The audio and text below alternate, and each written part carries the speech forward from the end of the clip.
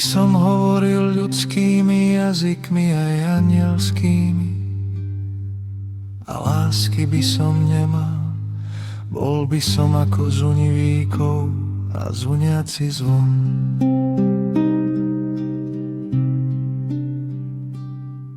Keby som mal dar proroctva a poznal všetky tajomstvá a všetku vedu, a keby som mal takú silnú vieru, že by som vrchy prenášal a lásky by som nemal, ničím by som nebol.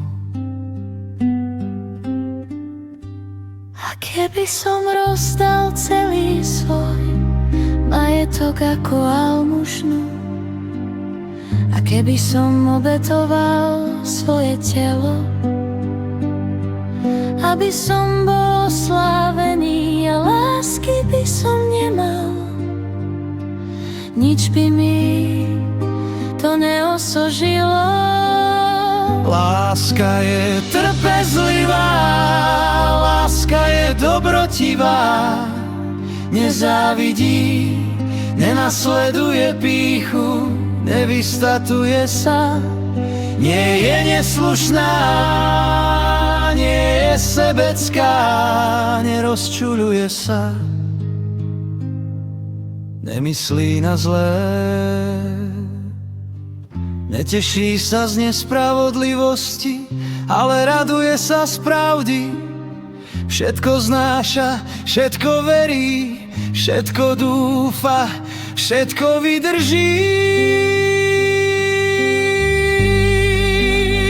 Láska nikdy nezanikne, proroctvá pominú, jazyky umlknú, poznanie zmizne, lebo len z časti poznávame a z časti prorokujeme. Ale keď príde to, čo je dokonalé, to, čo je čiastočné, pominie.